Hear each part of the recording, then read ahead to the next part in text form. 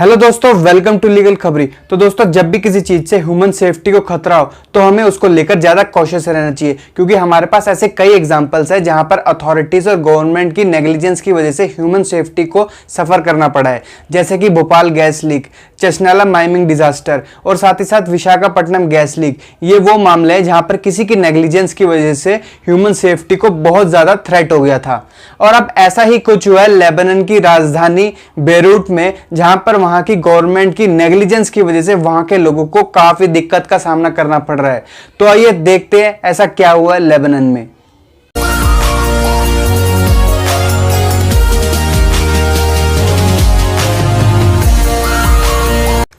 दोस्तों, लेबनान जो कि सेंट्रल एशिया की कंट्री और इजराइल के साथ अपना बॉर्डर शेयर करती है। अगर आपको नहीं पता लेबनान का है तो आपकी स्क्रीन पर आ रहा होगा। लेबनान की कैपिटल बेरूट के अंदर सेंट्रल पोर्ट के पास बैक टू बैक 2 एक्सप्लोजन हुए और ये इतने खतरनाक थे जो सिटी कल तक ऐसी थी अब वो ऐसी दिखने लगी। मेरे पास इसके लिए एक क्लिप भी है, आपको इससे आइडिया हो जाएगा कि ये एक्सप्लोजन कितना खतरनाक था और इससे कितना बड़ा नुकसान हुआ होगा।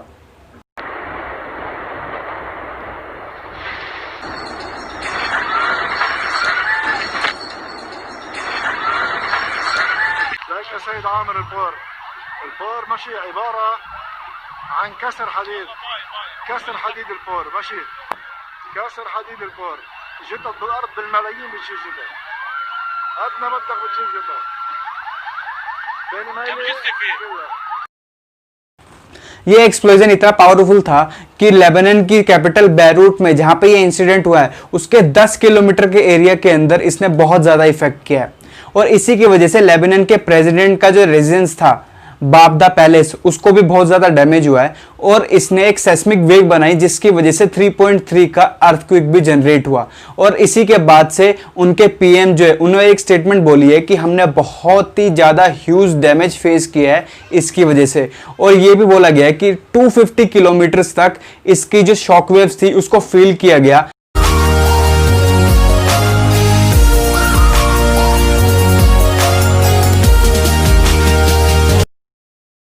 लेबनान बेरूट ब्लास्ट में सबसे बड़ी गलती उन अथॉरिटीज की है जिन्होंने एक्सप्लोसिव सब्सटेंस को स्टोर करके एक पर्टिकुलर पोर्ट एरिया के पास रखा।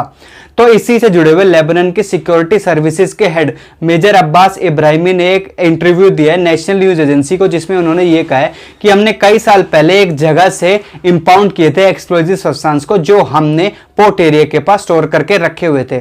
तो इसी के ऊपर नेशनल न्यूज एजेंसी ने यह बोला है कि जो सोर्स थे एक्सप्लोजन के वो ये थे कि वेयरहाउस के अंदर काफी हैवी फायर हो गया था जिसकी वजह से एक्सप्लोजन हुआ।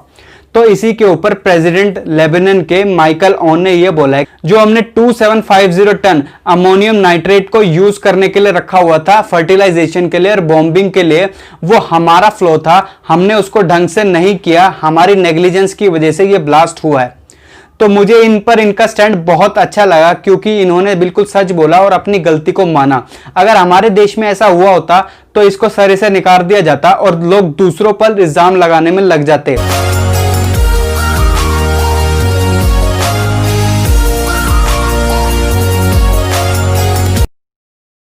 तो अभी की सिचुएशन में लेबनान ब्लास्ट की वजह से 100 से ज्यादा लोगों की मौत हो चुकी है और 4000 से ज्यादा लोग इसमें घायल हैं। और ये आंकड़ा और भी ज्यादा बढ़ सकता है क्योंकि रेस्क्यू टीम लगी हुई है लोगों को मलबे से बाहर निकालने में। और साथ ही साथ उनकी न्यूज एजेंसी ने यह भी बताया कि लोगों को देखा गया, स्पॉट किया गया है घायल अवस्था में एक जगह से दूसरी जगह जाते वक्त, और काफी लोग तो मलबे के नीचे दबे हुए और घायल हालात में सड़कों पर भी पड़े हुए हैं। और बहुत से ज्यादा लोगों को मिसिंग रिपोर्ट भी लिखाई गई है गवर्नमेंट के द्वारा और उनके घर वालों के द्वारा।